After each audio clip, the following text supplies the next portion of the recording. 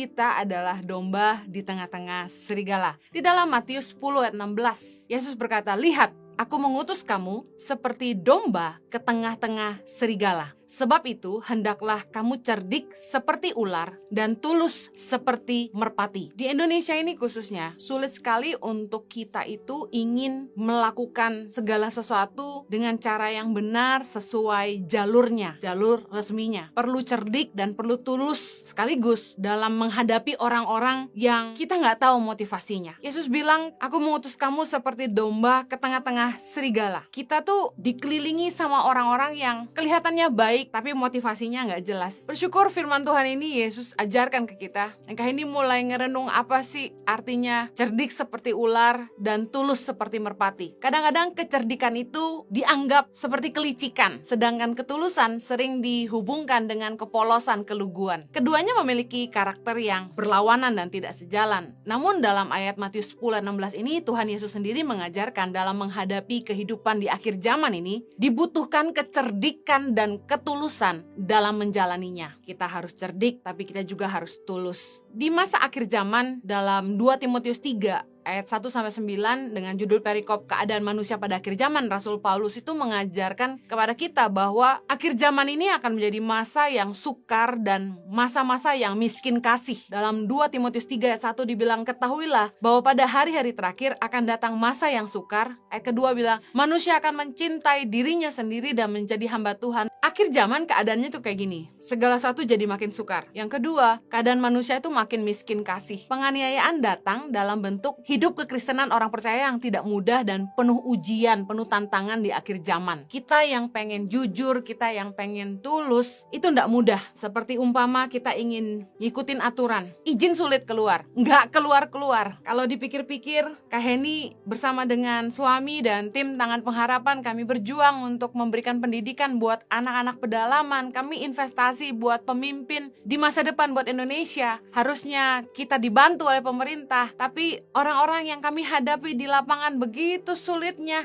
untuk mendapatkan izin-izin sekolah, khususnya di sekolah-sekolah berasrama yang Tangan Pengharapan bangun. Aduh, kami sampai harus bergumul tiap hari dan berdoa. Matius 10 ayat 16 ini bilang, "Lihat, aku mengutus kamu seperti domba ke tengah-tengah serigala. Sebab itu hendaklah kamu cerdik seperti ular dan tulus seperti merpati." Ngadepin orang-orang yang seperti serigala, Yesus ngajarin kita harus cerdik seperti ular dan tulus seperti merpati. Di ayat ini Tuhan Yesus sendiri yang mengajarkan dalam menghadapi kehidupan di akhir zaman yang semakin sukar dan miskin kasih, dibutuhkan kecerdikan dan ketulusan dalam menjalaninya. Kecerdikan berbeda dengan kelicikan. Kelicikan itu merugikan orang lain demi keuntungan pribadi. Tapi kecerdikan di ayat ini berasal dari bahasa Yunani yang katanya adalah phronimos, yang dalam bahasa Inggris diterjemahkan sebagai wise, intelligent, and prudent. Yang artinya dalam bahasa Indonesia, cerdik ini adalah bijaksana, cerdas, dan melihat jauh ke depan. Kita harus memiliki ketepatan dalam membuat keputusan hari ini yang tentunya akan berdampak kepada masa depan yang lebih baik. Anak-anak muda harus berpikir bijaksana, berpikir dengan cerdik, bijaksana dan cerdas tentang keputusan yang kamu buat dengan hidupmu hari ini. Karena itu akan menentukan masa depanmu. Kalau kita nggak bijaksana, kalau kita nggak cerdas dalam membuat keputusan untuk hidup kita hari ini, kita nggak akan menuai masa depan yang baik. Menurut Kamus Bahasa Indonesia, KBBI, kata cerdik ini memiliki arti mampu membaca dan mengerti situasi, mampu memberikan solusi dan banyak akal. Karena itulah ketika anak-anak muda ngadapin masalah dalam hidupnya, kalian mesti belajar jadi problem solver. Keahlian, kemampuan dalam menyelesaikan masalah akan membuat kita cakap menghadapi apapun. Jadilah cerdik, bijaksana, cerdas, dan hati-hati dengan keputusan yang kita buat dan pikirkan dampaknya ke depan. Jangan sembarangan dengan hidup kita.